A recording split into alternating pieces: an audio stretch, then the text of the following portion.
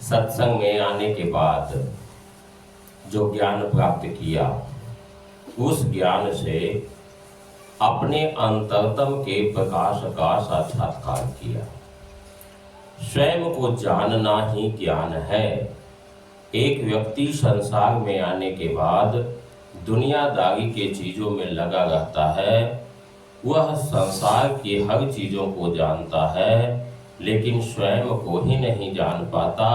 यही उस व्यक्ति के जीवन का दुर्भाग्य हो जाता है। और व्यक्ति स्वयं को इसलिए नहीं जान पाता है क्योंकि परमात्मा ने उसे जो चक्षु दिया है, इन दो चक्षुओं से संसार को ही देखता है। और जब व्यक्ति संसार को देखता है तो उसे लगता है कि हम जो देख रहे हैं इतना ही सब कुछ है, इतना ही पर्याप्त है। और इसलिए व्यक्ति स्वयं को अपना एक शरीर ही मानते रह जाता है। और शरीर को स्वयं मानना उसकी सबसे बड़ी भूल हो जाती है। परमात्मा ने केवल शरीर नहीं दिया है, परमात्मा ने तन भी दिया है, मन भी दिया है। और इस तन मन से युक्त शरीर में परमात्मा स्वयं भी मौजूद है। 3 प्रकार के तन हैं। एक स्थूल शरीर, दूसरा कारण शरीर, और तीसरा आत्म तत्व, जिसको सूक्ष्म शरीर कहते हैं। शरीर के अंदर शरीर, शरीर के अंदर शरीर, ये 3 प्रकार की युक्तियां हैं। और इन्हीं 3 युक्तियों से हम संचालित होते हैं और इसके संचालन से हमारा जीवन संपन्न होता है। जिस तरह से गुप्त चीज़ों को छुपा कर रखा जाता है, उसी प्रकार से इस शरीर से भी महत्वपूर्ण चीज़ मन है, जो इस शरीर के अंदर छुपा है। उससे भी महत्वपूर्ण चीज़ है आत्म तत्व, जो और भी महत्वपूर्ण है, और अधिक महत्वपूर्ण रहने के चलते वह और भी गुप्त है। यह आत्म तत्व ही हम हैं, यह आत्म तत्व ही आप हैं, क्योंकि सब कुछ इसी के शक्ति से संचालित होता है। यह मन भी आत्म तत्व से संचालित होता है, तन भी आत्म तत्व से संचालित होता है। तो आत्म तत्व को जानना चाहिए। वह हमारा स्रोत है, हर प्रकार से वह हमारा स्रोत है। वह हमें हर प्रकार की शक्ति भी देता है, मार्गदर्शन भी करता है। इसलिए उसके सानिध्य में जाने के बाद, उसका सानिध्य प्राप्त करने के बाद ही हम सही रास्ते पर पहुंचते हैं, वरना संसार में व्यक्ति इधर उधर भटकते रह जाता है। इस भटकाव से रोकने के लिए मन को कोई तो जगह चाहिए, जहां मन इत्मीनान से शांतिपूर्वक रह सके, उसे तसल्ली हो सके। इसलिए मन को एक ठौर चाहिए, एक किनारा चाहिए। संसार किनारा नहीं है, संसार भटकने की जगह है। उसका ठौर है यह आत्म तत्व। जब मन को आत्म तत्व से जोड़ा जाता है तो व्यक्ति को परम शांति की प्राप्ति होती है, क्योंकि असल आनंद तो आनंददाता के पास है। और जब व्यक्ति का मन उस आत्म तत्व से जुड़ता है तो परम शांति की प्राप्ति हो जाती है, वह शांत हो जाता है। एक कहानी आती है, उसमें एक व्यक्ति जाता है किसी संत के पास और वो कहता है हमारे पास बहुत काम है, इतना काम है कि हम काम में ही व्यस्त रहते हैं, हमें कुछ करने का मौका नहीं मिलता है।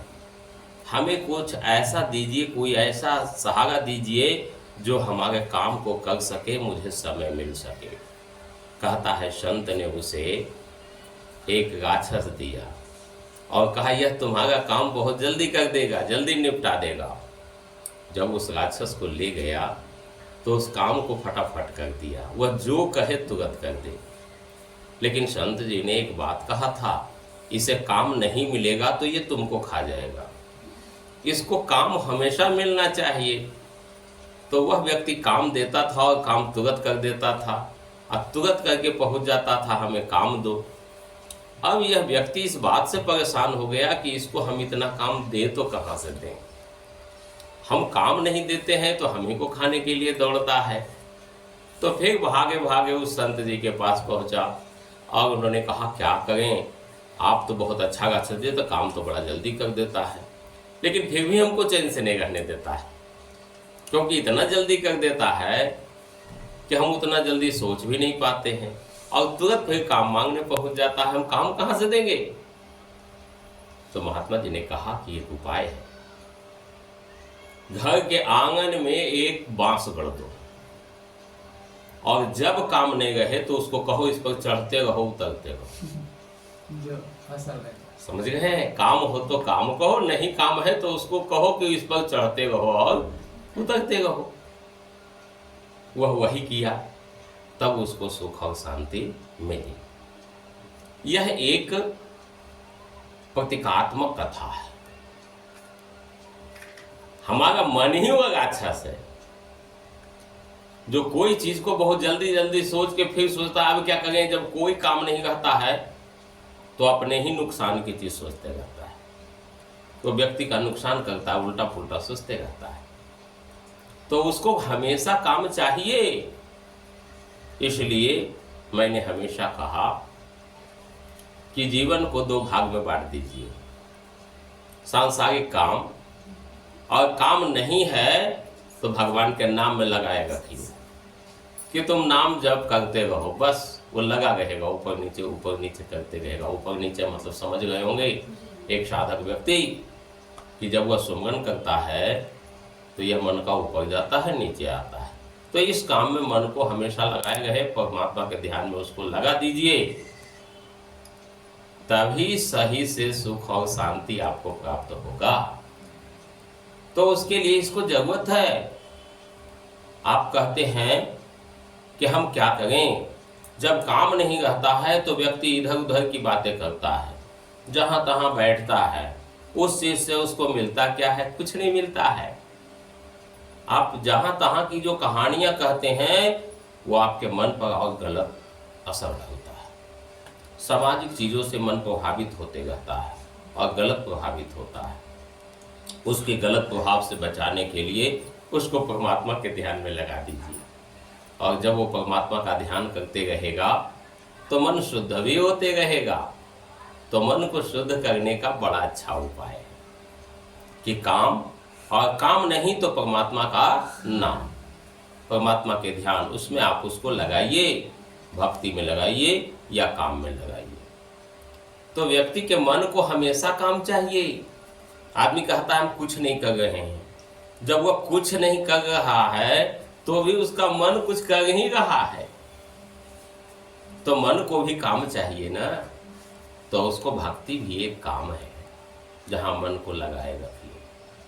मन इतना चंचल है, मन कभी शांति से नहीं बैठता है।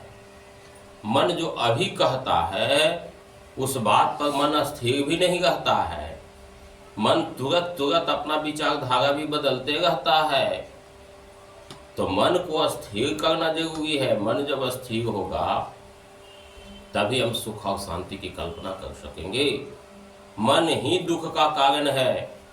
किसी चीज का अभाव होना उतना दुख का कारण नहीं है जितना दुख का कारण मन है, क्योंकि अभाव में भी व्यक्ति सुखी रह सकता है यदि वह सुख से रहना चाहे। लेकिन सुख से रहना नहीं चाहेगा तो सारे साधन होने के बाद भी मन दुखी रहता है। तो मन को समझाने की आवश्यकता है, बहुत समझाने की जरूरत है।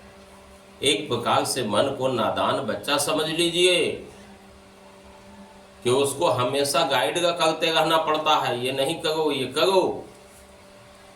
लेकिन एक बात और भी है, यह गाइड भी कुछ समय तक करना पड़ेगा, फिर मन अपना सही रास्ता पकड़ लेता है। और जब सही रास्ता पकड़ लेता है तो आपको चिंता करने की आवश्यकता नहीं रहती। तो ये चीज चाहिए कि मन को हम समझाते रहें, और जब मन संभल गया तो जीवन संभल गया। जीवन में संभालना क्या है? इस तन को थोड़े संभालना है, मन को ही संभालना है, एक ही काम है। हाँ, दुनिया के कामों से डरने की कोई जरूरत नहीं है। आपको जो समझ में आता है उचित अनुचित उस ढंग से आप काम करिए। बहुत ज्यादा दिमाग इधर उधर मत लगाइए, इसलिए कि जब हम उचित कार्य कर रहे हैं तो उस कार्य का उचित फल होगा। और एक बात समझिए, कार्य के फल में भी नहीं बंधना है, क्योंकि कार्य का अच्छा फल हो या बुरा फल हो, दोनों के दोनों बंधन का कारण है। मुक्ति का कारण कर्म नहीं है। जो कर्म करते हैं कर्म का फल होता है, और कर्म का फल जब नहीं हम उसको पूरा भोग पाते हैं तो अगले जीवन की आवश्यकता हो जाती है, जन्म लेने की आवश्यकता हो जाती है। जन्म मरण का चक्कर कर्म है। यदि भक्ति करते हैं तो भक्ति में भगवान कहते हैं कि हम पाप को नष्ट करेंगे। तो चलिए, भक्ति करने से भगवान कुछ पाप को नष्ट भी कर देते हैं, तो भी पुण्य के फल को ही भोगने के लिए जन्म तो लेना ही लेना है। तो जन्म मरण का चक्कर तो नष्ट होगा ही। उन्होंने ये नहीं कहा कि पुण्य का फल भी हम खत्म कर देंगे, नहीं। उन्होंने कहा है कि हम पाप को नष्ट कर सकते हैं। आप आगे गाते हो पाप हरो देवा, ठीक है, भगवान पाप हर दिया, पुण्य का फल उसको भोगने के लिए तो फिर जन्म लेना है। आप बात समझिए। लेकिन जब सत्संग आते हैं, गुरु से ज्ञान प्राप्त करते हैं, तो यहाँ क्या होता है? कर्म के फल ही नष्ट होते हैं, संपूर्ण कर्म के फल नष्ट होते हैं। केवल ये नहीं कि पाप का फल और पुण्य का फल, ये सारे कर्म के फल से ही हम अलग होते हैं। तो ज्ञान से ही मुक्ति प्राप्त होता है। ज्ञान ही व्यक्ति को सही जगह पर ले जाता है, वरना ज्ञान के बिना ही दुनिया भटकती है। तो ज्ञान चाहिए। हम दुनिया के वैसे ज्ञान में नहीं फंसे जो भेदभाव करना सिखाता है, जो तरह तरह की चीजों में भ्रमित करता है। हमें ठौर चाहिए, एक किनारा चाहिए, एक जगह चाहिए जहां हम अपने जीवन का लक्ष्य प्राप्त कर सकें। मैं जन्म जन्म भगमाया हूं पर कहीं ठौर नहीं पाया हूं। यदि ठौर मिल ही जाता तो जन्म जन्म भगमाते क्यों? अब याचक बनकर आया हूं गुरुदेव तुम्हारे चरणों में। याचक क्या? सारे कर्मों के फल को नष्ट करके एक ठौर दे दीजिए शांतिपूर्वक, हम मुक्त हो जाए। और यही ठौर है, और इसके लिए ज्ञान की जरूरत है। ज्ञान ही हमें पवित्र करता है, ज्ञान से ही मुक्ति प्राप्त करते हैं, ज्ञान में ही सर्व कर्म समा जाता है। भगवान श्री कृष्ण ने कहा, नहीं ज्ञानेन सदृशं पवित्रमेव विद्यते। ज्ञान से बढ़ करके कुछ है ही नहीं। तो ज्ञान को ही पाना है, किसी और चीज को पाना नहीं है। और धर्म के राह को चल करके, भक्ति करके और ज्ञान के राह से हम अपने कर्म के फलों को नष्ट करके निश्चित रूप से मुक्त हो जाएंगे। और मुक्ति ये जीते जी भी समझ में आएगा। हम बंधनों से मुक्त हो गए, कर्मन का बंधन सब टूटा। आज बहुत सारे व्यक्ति ये करने से ये होता है, ये करने से ये होता है, ये सारे कर्म के फलों को लांघ जाता है एक भक्त और कहता है हमको इस सब से मतलब ही नहीं है, ये हमारे लिए नहीं है, हम इस बंधन से मुक्त हो चुके हैं, इसलिए ये शिक्षा हमारे लिए जरूरी नहीं है और हम अब इसको जानना भी नहीं चाहते हैं, क्योंकि यह बंधन कारक है और इस चीज से हमें मुक्त होना है। तो मुक्त होकर के जीवन बिताइए, परमात्मा के ध्यान में ही अपना ध्यान करिए, परमात्मा के सानिध्य में रहिए, जो ज्ञान सिखाया गया है उस रास्ते पर चलिए और वह ज्ञान हमें भटकाने वाला नहीं होना चाहिए। आज संसार के लोग देवताओं की पूजा के पीछे लगे हैं। देवता और ईश्वर में बहुत अंतर है। पेड़ का तना, पत्ती, फूल, फल सब अलग है, जड़ अलग चीज है और मूल चीज जड़ ही है। जड़ है तो वृक्ष का अस्तित्व है, पत्ता नहीं है तो भी वृक्ष जिंदा रहता है, फूल फल बिना के भी जिंदा रहता है, लेकिन जड़ के बिना जिंदा नहीं कर सकता। तो परमात्मा की भक्ति व्यक्ति कर कहाँ रहा है? देवी देवताओं के पीछे लगा हुआ है, तुम लगे रहो, उससे जीवन का कोई कल्याण होने वाला नहीं है। और आप देखिए देवताओं की पूजा में क्या है, व्यक्ति को संतुष्टि नहीं है। आप जो पूजा पाठ करते हो, व्रत करते हो, चलिए अभी सभी लोग छठ व्रत कर रहा है और वैदिक रीति से हो रहा है, मैं इसका समर्थन करता हूँ। वैदिक रीति का मतलब स्वयं आप सब कुछ करते हो, स्वयं अपने ही करते हो और बहुत शुद्धता से करते हो, सब कुछ करते हो, और इस पूजा से आपको संतुष्ट होना चाहिए। लेकिन इस पूजा से लोग संतुष्ट नहीं होते हैं, फिर उसके लिए एक मूर्ति भी बैठना चाहिए, फिर वहां भी जाकर पूजा करते हैं, उतना पर भी संतुष्ट नहीं होते हैं, तो घर में सत्यनारायण स्वामी की भी पूजा होना चाहिए। लगता है कि मेरा सारा पूजा भी अधूरा रह गया है, तो एक काम करो ना, एक ही बार 33 करोड़ देवी देवताओं की पूजा कर लो। एगो दूगो क्यों करते हो बारी बारी से? मन में असंतुष्टि रह जाता है, अभी मेरा पूजा बढ़िया से हुआ नहीं है, तो सब एक ही बार कर लो। जब करो तो सब करो, नहीं करो तो मत करो, क्योंकि जब मन में तुम्हारा ऐसा चलते रहता है तो वह तो कोई भी चीज सफल नहीं हो रहा है, और वह एक ही चीज से सब कुछ होगा जो मैंने कहा है। जब आप परमात्मा का स्मरण करेंगे, स्वयं अपने साथ बैठेंगे, स्वयं का दर्शन करेंगे, सब संतुष्ट होगा। मैं हमेशा उदाहरण देता हूँ, पेड़ के जड़ में पानी दीजिए, आपको तना पत्ती फूल फल में पानी जाने की चिंता करने की जरूरत नहीं है। वो परमात्मा ने वैसा बना दिया है संरचना कि आप जड़ में पानी देंगे वो सब जगह पहुंच जाएगा, उसकी चिंता आप मत करिए। लेकिन लोगों को चिंता है, लोगों को लगता है कि हम बैठ के ध्यान करते हैं, परमात्मा का दर्शन करते हैं, तो सब नाराज रह जाता है, जबकि जड़ यही है, मूल चीज यही है। तो यही बात को समझिए, आप स्वयं को जब समझ जाएंगे, परमात्मा को भी समझ जाएंगे, क्योंकि आत्मा परमात्मा में कोई अंतर ही नहीं है। तो जीवन की सारी चीजें समझ में आ जाएगी कि दुनिया भ्रमित क्यों हो रहा है। आज आप देखते हैं बहुत जगह पर लोगों को बहुत सारे देवी देवता, बहुत सारे महापुरुषों की भी निंदा करता है। निंदा करने की जरूरत नहीं है, किसी का निंदा करने की जरूरत नहीं है, वो हमसे श्रेष्ठ है, उसका इज्जत कीजिए, आदर कीजिए, सब कुछ कीजिए, इसमें कोई दिक्कत नहीं। ऐसा नहीं कि हम किसी की निंदा करेंगे, कोई किसी की निंदा कर देगा तो उससे महान हो जाएगा, नहीं हो जाएगा। वो उससे श्रेष्ठ है, वो हमारे पूर्वज हैं, पहले आए हैं, है ना, हमसे श्रेष्ठ हैं जैसे भी, तो उसका आदर करना चाहिए, सभी को करना चाहिए। इससे समाज में विद्वेष फैलता है। यदि आप किसी की निंदा करेंगे तो वो भी आपकी निंदा करेगा। तो ये निंदा की बात नहीं है, कर्म पथ को समझना है, हमको करना क्या है ना। हाँ, सबको समझते हुए हम अपने धर्म के रास्ते का पालन करें। पूजा पाठ ही धर्म नहीं है, उसका एकमात्र अंश है। धर्म के 10 लक्षण होते हैं,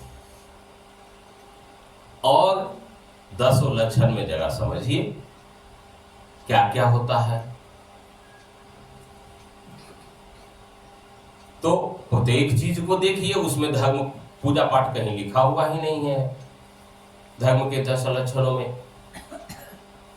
तो इस प्रकार से हम समझेंगे प्रत्येक चीजों को, हमारा कर्म, हमारा विचार, हमारा ज्ञान, अपने अंतरतम की शुद्धता और सत्य का पालन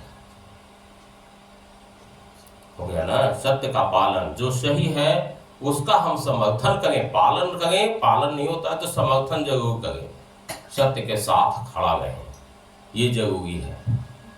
हो गया ना। तो लिखा, धर्म न दूसर सत्य समान। सत्य से बढ़ के कुछ और भी धर्म नहीं है, वो धर्म यही है, हम सत्य के साथ खड़े हैं, हम अपना काम कर रहे हैं, शुद्धता से कर रहे हैं, और कोई हमें इधर उधर भटका रहा है तो हमें भटकना नहीं है, हमें समझना है वो परमात्मा हमारे अंतरतम में है। जिस परमात्मा की बात करता है लोग, सब कुछ हमारे अंदर है, और जो बाहर परमात्मा ने दिया है वो हमारे उपयोग के लिए दिया है,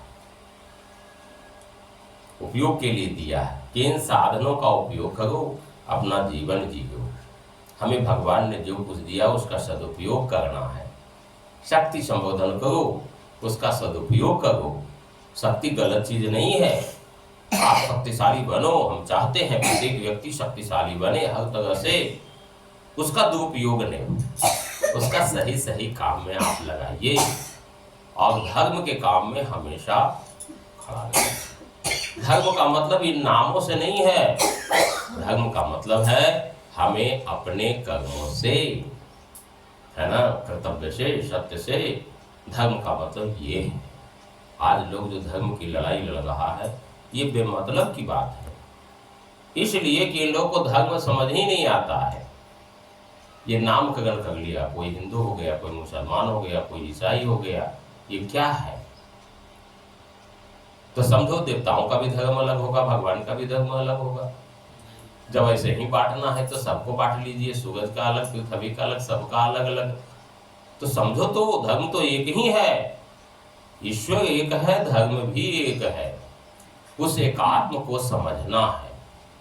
हमेशा व्यक्ति कहता है कि भगवान एक है, मानता ही नहीं है। जिस समय इस बात पर विश्वास करने की बात आती है, विश्वास नहीं करता है। जो शक्ति हमारे अंदर वही शक्ति आपके अंदर, वही कण कण में है, तो फिर अलग है कैसे? आप जिन देवी देवताओं की बात करते हो उसके अंदर भी वही शक्ति है ना? प्रहलाद ने क्या कहा था, हम में तुम में खड़े कम में, है ना? कोई राक्षस भी है तो उसके अंदर भी वही शक्ति है, दूसरा है कहाँ? तो यही बात तो समझना है। तो सब जगह एक ही शक्ति है, दूसरी शक्ति है ही नहीं, और वह शक्ति है आत्म तत्व की शक्ति, परमात्मा की शक्ति, जिस शक्ति से दुनिया संचालित तो होती है। लेकिन उन्होंने कुछ आजादी हम लोग को दी है, अपना सोचो, अपना करो। तो हम भी अपने मन से स्वतंत्रता पूर्वक कुछ करते हैं, यह भी उनकी ही इच्छा है। उन्होंने स्वतंत्रता दी है, इसलिए हम स्वतंत्र हैं। हर जगह वो अपने मर्जी से नहीं कर रहे हैं, कुछ मर्जी, कुछ स्वतंत्रता हमें भी प्रदान की है। तो दुनिया का हर काम उनकी मर्जी से नहीं हो गई है, और मर्जी से हो भी गई है, दोनों बात है। क्योंकि हमें जहाँ आज़ादी दी है वहाँ उनकी मर्जी नहीं है ना? और आज़ादी जो दिया वह आज़ादी दिया, इसलिए यह भी उनकी मर्जी है, आज़ादी देना उनकी मर्जी है। और हम जो अपना काम करते हैं वो तो हम अपनी स्वतंत्रता से करते हैं। तो इस प्रकार से हमें अपने जीवन को समझना है, काम करना है, काम पर ध्यान देना है, किसी को कष्ट नहीं पहुंचाएं। हम अपना काम करें, हम काम करेंगे, काम का प्रतिफल लेंगे, काम का हम मुआवजा लेंगे, है ना? वो काम का मजदूरी सबको मिलना चाहिए। वो अपना मजदूरी आप लीजिए, कर्म करिए, फल लीजिए, लेकिन अंत तक उस फल का त्याग करके ही जाना है इस संसार से। उसको आगे के लिए जमा ही नहीं रखना है। ये संतुष्टि आपके मन में होना चाहिए, तब एक व्यक्ति का जीवन सचमुच में धन्य होता है, इस संसार में भी धन्य होता है, और संसार से जाने के बाद भी धन्य होता है। क्योंकि उसके अंदर कोई चाह नहीं है, उसके अंदर कोई चाह ही नहीं है। उसने संसार में जो कुछ किया बस यहीं रख दिया सब कुछ। देखिए कबीरदास ने कहा, भगवान ने ये शरीर क्या दिया, एक चादर दिया, और उन्होंने कहा कि इस चादर को सभी लोग धारण किया और इसको गंदा किया, तो ये चादर मन को कहा, तो कहा सो चादर सुर नर मुनि ओढ़े। देखिए देवता भी, सुर नर मुनि सभी लोगों को ये चादर मिला है, सभी को भगवान ने मन दिया है। और ओढ़ के मैली कीनी चदरिया, इसको मैला कर दिया है, किस चीज को? मन को। और दास कबीर जतन से ओढ़ी, देखो हम इस पर जतन एकदम पूरे ध्यान रखे हैं, और जस की तस धर देनी चदरिया। और हमने जैसा था वैसा ही साफ लौटा गए हैं। हमने इसको गंदा होने नहीं दिया है। संसार में आने के बाद जो भी लोग मिलते हैं वो सब के सब दुनियादारी की बात समझा करके एक दूसरे से मन मैला करवाते, और जब सत्संग में बैठते हैं तो मन का मैल दूर होता है। तो मन को स्वच्छ रखिए, मन में बहुत ज्यादा भेदभाव ये सब मत रखिए। सब परमात्मा नहीं ने सबको जन्म दिया है, सबको भेजा है, तो सबके अंदर एक रूपता समझिए कि वह परमात्मा कण कण में है, सबको उसी ने भेजा है। किसी से कोई नफरत नहीं रखना है। आदमी अपने अपने संगति के कारण कोई अच्छा बनता है, कोई बुरा बनता है। इसलिए सत्संग का बहुत बड़ा महत्व है, क्योंकि संगति से ही सब कुछ होता है। अच्छे संगति में पड़ा तो गुण आता है, बुरे संगति में पड़ा तो गुण जाता है ना। स्वयं को गुणवान बनना है, अच्छा बनना है तो अच्छी संगति चाहिए, गुरु का सानिध्य चाहिए। और गुरु जो ज्ञान की बात बता रहे हैं उस पर पूरा का पूरा ध्यान रहना चाहिए। और एक गुरु हमेशा चाहते हैं कि उसका शिष्य शिखर तक पहुंचे, लेकिन उसको हमेशा देखते रहते हैं कहीं भटक तो नहीं रहा है। इसकी चिंता गुरु को होती है, भटके नहीं। हम जो सिखा रहे हैं उस रास्ते पर आगे बढ़े, और वो निश्चित बढ़ता है।